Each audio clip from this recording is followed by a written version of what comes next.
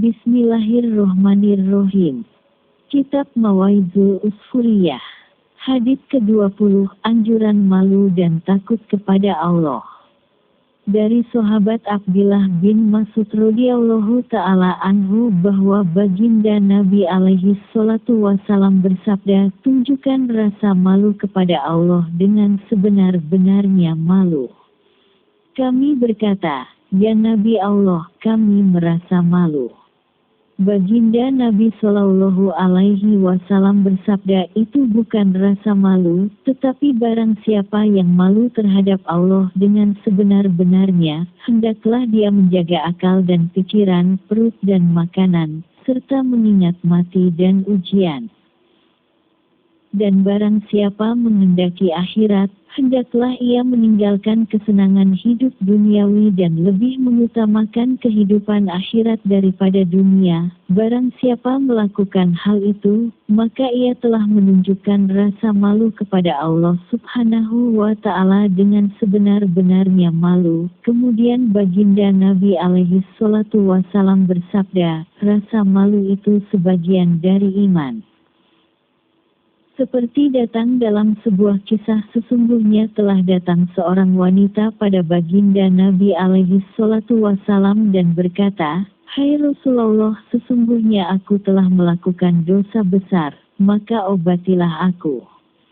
Rasulullah Shallallahu Ta'ala alaihi wasallam bersabda, tobatlah kepada Allah Ta'ala. Perempuan itu berkata, bumi telah mengetahui dosaku dan aku berbuat di atasnya, sedang ia menjadi saksi pada hari kiamat.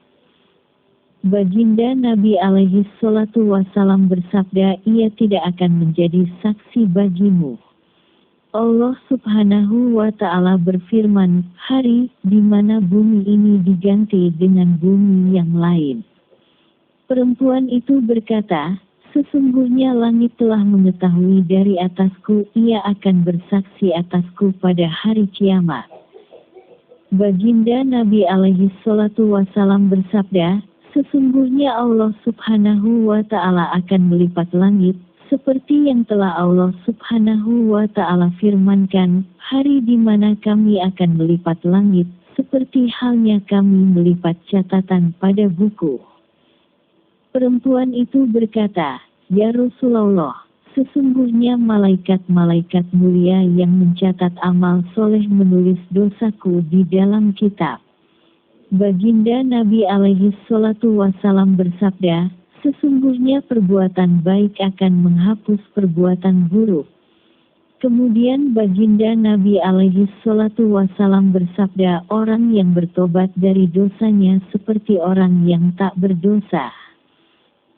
Kemudian perempuan itu berkata, sesungguhnya para malaikat mengetahui perbuatan-perbuatanku dan menjadi saksi atas perbuatan-perbuatanku yang buruk. Baginda Nabi alaihi salatu wasalam bersabda, sesungguhnya Allah Subhanahu wa Ta'ala membuat lupa para malaikat pencatat amal pada hari kiamat.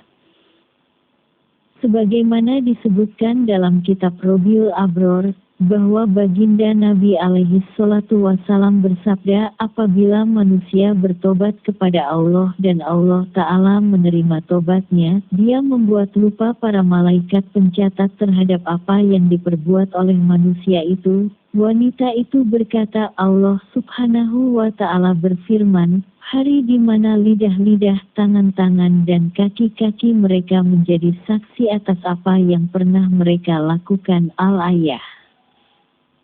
Baginda Rasulullah Shallallahu Alaihi Wasallam bersabda, Allah berfirman kepada bumi dan anggota-anggota tubuh manusia, sembunyikanlah keburukan-keburukan dan jangan menampakkannya selamanya.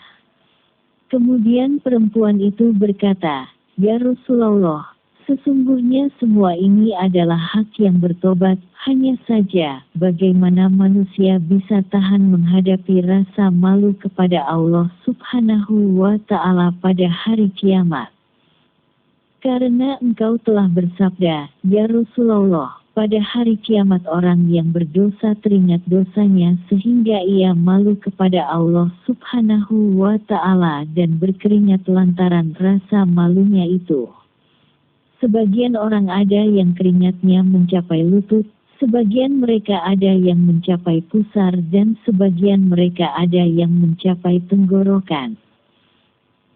Kemudian baginda Nabi Shallallahu Alaihi Wasallam bersabda, "Hai orang-orang yang beriman, ingatlah hari itu, janganlah kalian melalaikannya dan bertobatlah kepada Allah serta berdoalah dengan khusyuk kepadanya.